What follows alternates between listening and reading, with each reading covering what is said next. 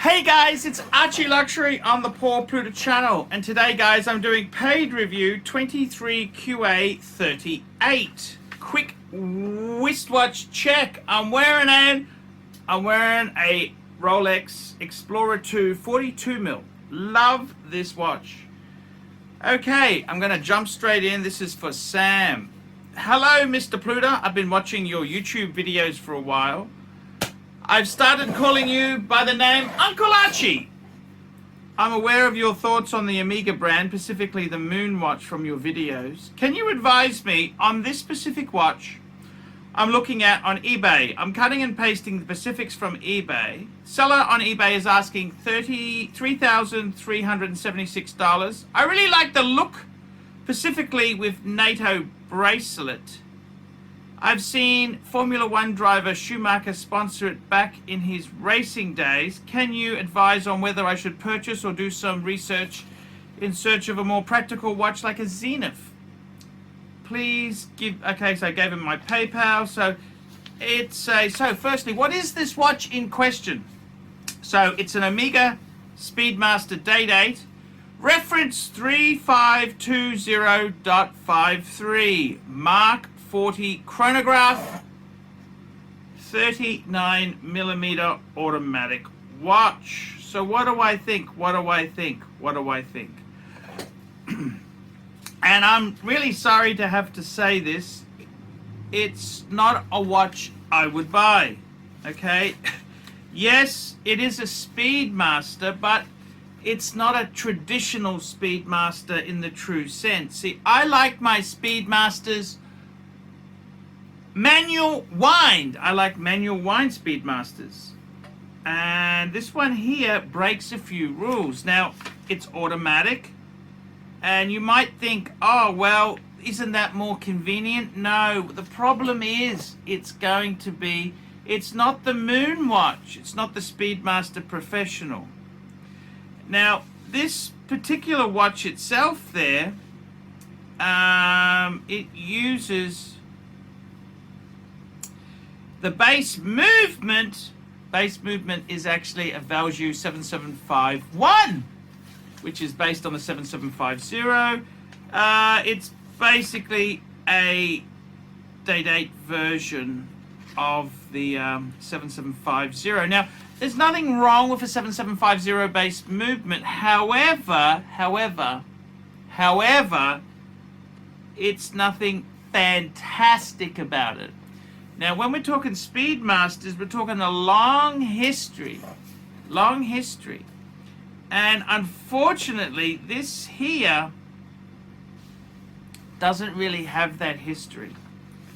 The Speedmaster is 42mm, and any Speedmasters that are sort of automatic and under 40 are kind of cringeworthy.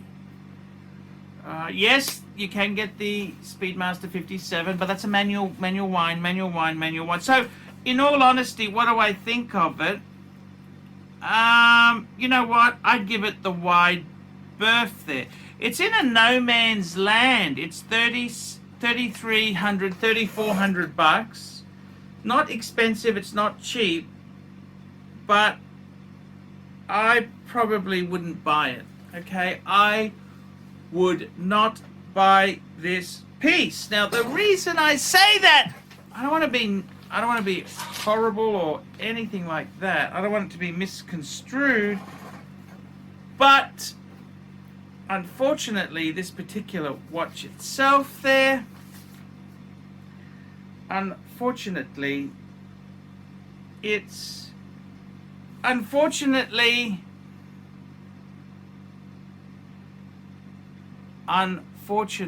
this watch itself here is not the one that I want. See, I want the Moon watch, the manual wind. This is the automatic. It's not even using an 861 or a 1861 movement. It's using a damn Valjoux 7750, which they've used in heaps and heaps of watches. It's kind of a generic, nothing special movement. So it's not a terrible watch,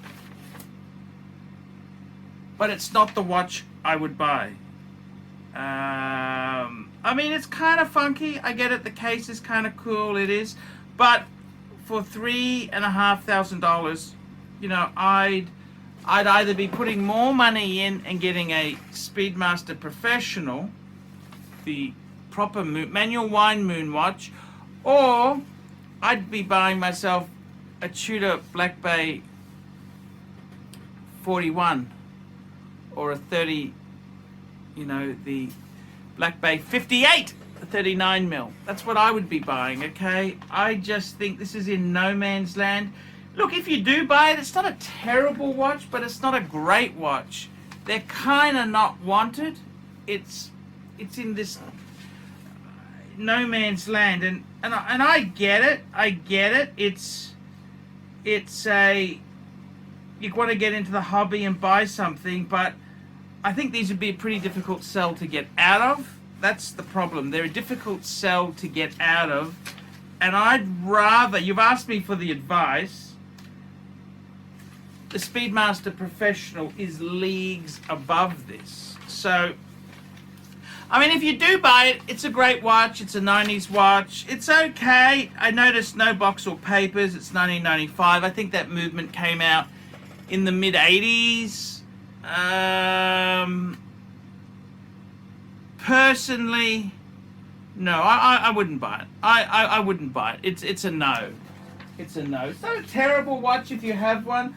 I think Ben Simer from Houdinki, he actually, his grandfather gave him a similar model. It was an automatic Speedmaster. Yeah, it's an okay watch to start your hobby, but I wouldn't buy it, okay? You're asking me, you paid the money for professional advice, and my advice is, no, don't buy it. No, I said no. No, no, no, no, no, no. I would not buy the watch. I'm sorry, that's the opinion. I wouldn't buy it. It's not a terrible watch, but it's the movements. It's a Valjoux 7750 based movement. You know, it's kind of, it's not really that fantastic. So, I mean, if you bought it, it wouldn't be the end of the world. It's not a terrible watch, but it's not a, see, I like to say get the icons, the iconic models, and this is really, it's not that, okay? It's not it's not terrible, but it's not great. And I think you either put a bit more money in and get a Speedmaster Professional, or if you can't afford that and you want something, get a Tudor Black Bay. Okay, that's where I'd be going, okay? That is where I would be going. So, I mean, you may not like my advice. I get it. I get it. You may not like the advice. But hey, you've asked the question and I've given you my honest opinion there. No, don't buy it. That's my opinion. Okay, so yeah, that might be a bit brutal. You may not like that advice. I know you're excited and you want to buy it, but I'm sorry. You asked and I've given the advice. There's a lot of sort of mediocrity. Omega is a great brand, but you really want to buy the models that are wanted because you want to be able to get out of it. And this model here could leave you high and dry. Okay, I'm just telling you. You want to get out in a hurry, you could lose a bit of money. It's not a terrible watch, but I personally would not buy it. I personally would not buy it, and that's what you've paid the bucks for, and that's what I'm trying to give you the advice. So, no, I would not buy it. No, no, no, I would not buy it. I'd save up a bit more, get a Speedmaster Professional, the manual wind Halcyon glass, or if you can't afford that, get yourself a Tudor Black Bay. That is my honest advice to you. I'm ArchieLuxury. Tell me what you guys think. Like, subscribe, tell your friends, put some comments below. I will see you in the next one. Like, subscribe, tell your friends, and remember, I can't survive on Google Ads alone. I need more paid reviews to keep me full-time on YouTube. Okay, guys, see you later. Hi, guys, it's ArchieLuxury. Guys, I want to talk to you about David SW. David SW, David SW. Guys, if you are in America, if you are looking for a Rolex watch of your dreams, in fact, if you're looking for a contemporary modern wristwatch, I strongly advise you to look at David SW. Guys, don't play the dealer games. Don't bring in chocolates or Krispy Kremes for your dealer hoping to get a Rolex at retail. It's futile. Please, guys, save your dignity. Keep some pride. Go to David SW. I would highly recommend David SW, David SW. If you're in America and you're looking for a watch, go to David SW, David SW, David SW. Hey guys, ArchieLuxury on the YouTube sensation, the Paul Pluta channel. Guys, I need you to help me out, guys. I can't survive on Google Ads alone. I need you to request a paid review.